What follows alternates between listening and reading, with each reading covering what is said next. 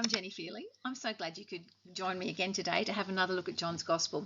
If you've been following along, though, you've probably realised that this one's it's kind of out of sequence, and that's because, well, I actually got the idea for this little project when I was in John 3 with Nicodemus. That's where we were up to in our Bible study. So we launched it off there, and we've now come to the end of Jesus's public ministry. But I couldn't help but feel, now that we've got to that point, it might be really fruitful to go back and look at the start of it, look at the first miracle that launched that ministry, and see how it kind of bookends itself, the themes that are picked up between the beginning and the end. So I think that'll be really helpful, but yeah, be aware that we're not quite in sequence anymore.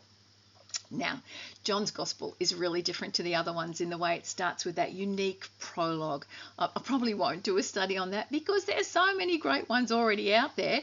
But the thing to notice is it's a little bit different to the other Gospels in that it comes full on with this is who Jesus is. He is Creator God. He came into the world as God's Son and reveals God to us and gives us the right to become children of God. John then moves to the account of John the Baptist and John's endorsement of Jesus as Messiah. And then Jesus calls his disciples who also believe that he is Messiah. And then we come to this first miracle. So let's have a look and see what's going on. So it's helpful to look at the conversation with Nathanael that precedes today's passage. Nathanael's just been spotted under a tree and he says to Jesus, "Rabbi, you are the Son of God. You're the King of Israel." And Jesus responded to him, "Do you believe because I told you I saw you under the fig tree? You'll see greater things than this. Truly I tell you, you'll see the heaven open and the angels of God ascending and descending on the Son of Man. Yes, indeed, the Messiah has come, Nathanael. I am the Son of God. I am the King of Israel. And more, keep your eye open for the glorious things that I'm going to show you." It's a real signal to the reader that Jesus' public ministry is going to reveal amazing things about his person. And the allusion that he's made in this conversation with Nathanael is to that occasion when Jacob saw the ladder into heaven. And this was actually in Genesis 28, and it's the time when Jesus renews that covenant with Jacob. And Jacob, of course, his other name is Israel. He gets called Israel, and he becomes the father of those 12 tribes. Is there a parallel there with Jesus, who is now just called, is in the process of calling 12 apostles to form a new Israel? And in this very story with the connection, the stairway between earth and heaven, Jesus is almost saying, in my person, you will see this connection between heaven and earth. You will see a stairway to heaven, if you like, because that's where I've come from. I will open it up to you. And Israel became known as God's son. In fact, when Moses talks to Pharaoh, he says, "Let my son go. Let Israel go. Israel is my son. Let my son go." So that idea is there. And then we've got the Daniel 7 image that he refers to as well. This idea of one like a son of man, a man-like, but he's lifted up into glory to the throne of God and given an eternal kingdom. So Jesus is signaling, you are going to see amazing things. These things about my person are going to be revealed to you in my words and in my deeds, and in fact in the 7 signs that are going to come during this next period. I'm an English teacher, and one of my kids' favouriteest words to use in essays is this one, juxtaposition. Well, kids, you can use it here because here you've got this contrast between the huge expectations that Jesus has set up about revealing his divinity and his glory, and this next event, which is called the first sign, which just seems sort of mundane and, oh, dare I say, almost trivial. Look what happens. On the 3rd day, a wedding took place in Cana of Galilee. Jesus' mother was there, and Jesus and his disciples were invited to the wedding as well. And when the wine ran out, Jesus' mother told him they don't have any wine. Now, Jesus fixes the problem. He provides the wine. The party keeps going. But we're told in verse 11 that this was a sign that revealed his glory. You can't help but think there must be something else going on. And there are some clues in the passage. The first one is the reference to the third day. Now, I wasn't really sure whether this had much significance, but I listened to Dr. Karen Jobes from Wheaton College, who lectures in John, and she turned the lights on for me on this one. This is really interesting. Try typing third day into your online Bible and just see how often it turns up with different references in the Old Testament. Here's some examples you'll discover. On the third day, Abraham was to take Isaac and sacrifice him, and God provided the ram.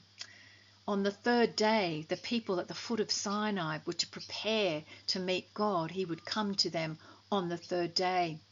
In Numbers, if you'd become unclean for whatever reason, you had to purify yourself with water on the third and seventh day. I didn't know about the third day. It's repeated right through Numbers, particularly Numbers 19. You'll see so many interesting, important historical events happen on the third day. And finally, Hosea himself anticipates that on the third day, God will restore us. It seems to have sacred significance, which John's readers would have known, and perhaps, well, people at the time, maybe not, but certainly the readers. Another big clue in the story is the fact that it's a wedding. And once again, a wedding feast, the ideas of bride and groom also are important imagery in the Old Testament. For example, God refers to himself as the husband of his people. He says, I was a husband to them. Or Isaiah 54, your husband is your maker. With great compassion I will gather you. In both passages, Israel has been such a disappointment, and God has mercy on them and reestablishes the marriage relationship with his people. And the wedding itself also is often used as this image of restoration, of God's favour and of salvation. In Isaiah 61:62, you see references to, as a bridegroom bedecks himself with a garland, or a wife bedecks herself as well, so the Lord will cause righteousness and praise to spring up, and the land will be called married, because the Lord delights in you. Even further, we see references to the Messiah himself as the bridegroom that we're looking forward to. And John the Baptist makes reference to this. He sees Jesus as the groom who has come, and he rejoices greatly because of the bridegroom's voice. So this joy of mine has been made full, says John the Baptist. And John, who also wrote the book of Revelation, I rather suspect before he wrote this gospel, he saw this vision of the new Jerusalem coming down, made ready as a bride, adorned for her husband, the wife of the Lamb. So it's very potent imagery about the coming of the Messiah, the kingdom being established and things being made joyful and right. But they're out of wine. And that is a warning that we see through a number of Old Testament prophecies, an indicator of trouble. So it's an indicator that judgment has fallen, and that runs through the ideal the vines and the vats have dried up because of rebellion. So it indicates something a little bit more significant than the party is going to be a bit of a disappointment. Now, Jesus had been a fabulous son. We're told in Luke 2 that even when he went missing when he was 12 in the temple, he told his mother and father, I had to be in my father's house. But then Luke says he continued in subjection and obeyed his mother and father. But something has changed now that Jesus' public ministry has begun. So he says, what has this concern of yours to do with me, woman? Jesus asked, my hour has not yet come. Is he being rude?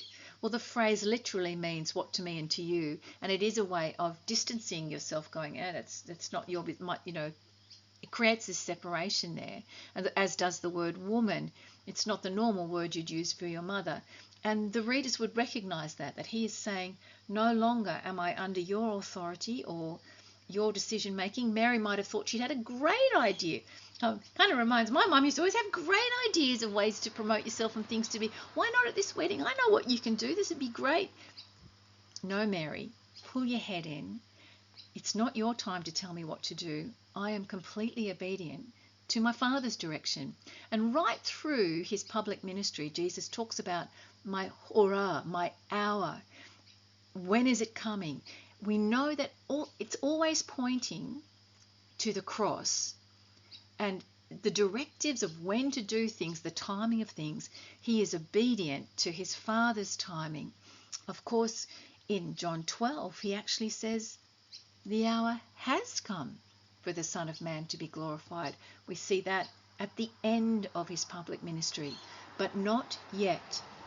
And the Father's agenda is the only one that he is following. Do you remember John 7? The brothers actually had a similar thing, saying, oh, why don't you go up to the temple and you could sort of show yourself there and show your glory?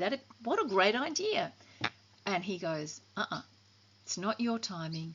My timing is God's timing. He is the one that directs my choices.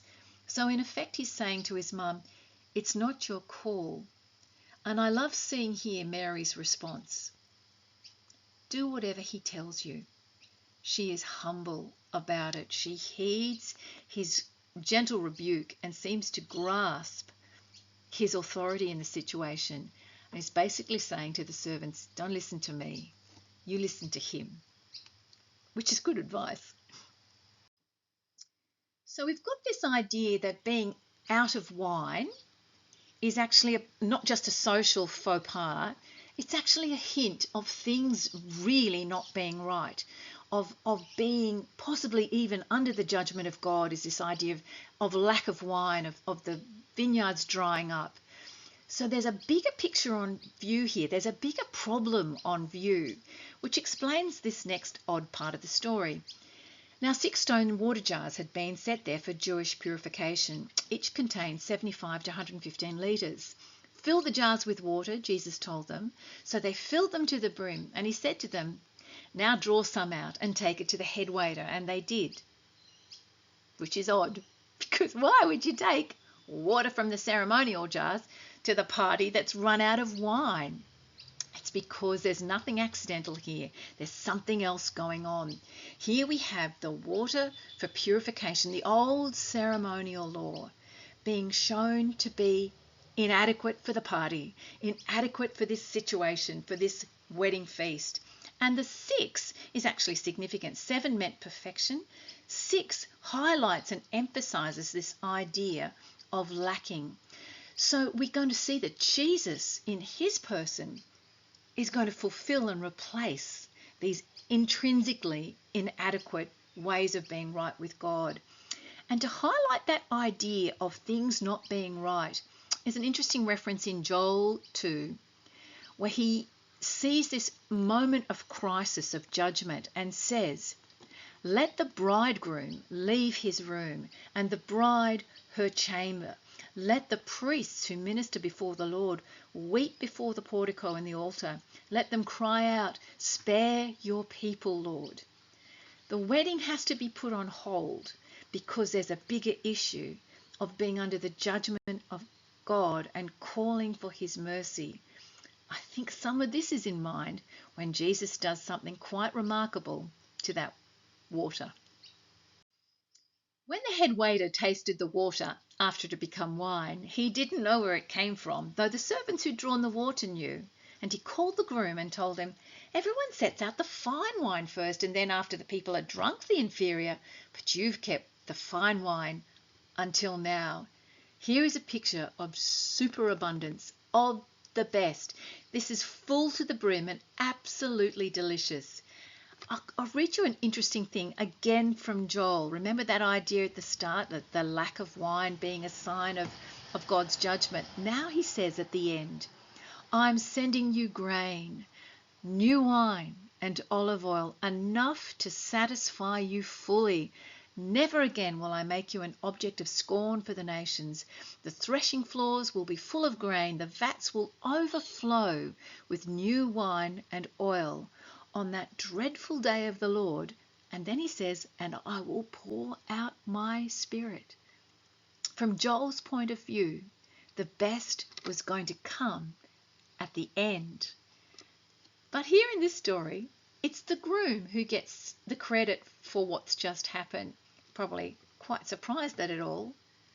But the divine groom, the true bridegroom, who's produced this abundance, his work is only known by a few.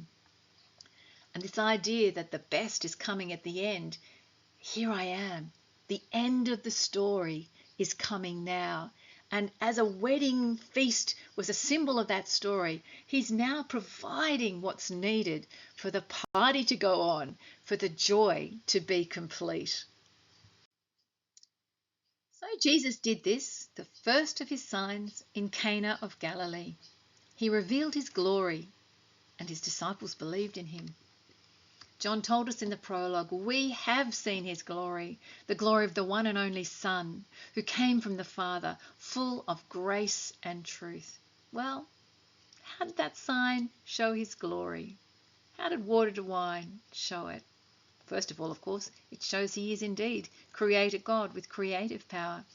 But there's all the symbolism in there that it's time for kingdom come. The messianic age has dawned with the extravagant joy, abundant wine, a wedding feast that was going to rip on. And we've got to this idea that the Messiah himself, as the true bridegroom, has come. And at the start of his ministry, he's already speaking about his hour. And we know that that hour will be fulfilled at the cross. That's when his glory is truly completed. And at the cross, blood is shed. His blood is shed that will make us truly clean. No longer ritual washings. It's the blood of Jesus that will make us clean. And perhaps that is being implied by this abundant wine, not just for the party, but a symbol of how we will be made clean. It's interesting to think too that the next time we see Mary in John's Gospel is at the foot of the cross, when indeed Jesus' hour has come. And the point of the whole Gospel is always that you will see these things and believe. And it's lovely here that his disciples do believe in him. So over the next chunk that goes all the way through to chapter 12, again and again we'll see Jesus in his signs showing his glory, showing his grace, showing his truth, and that he is indeed come from the Father to set things right. We'll see you next time.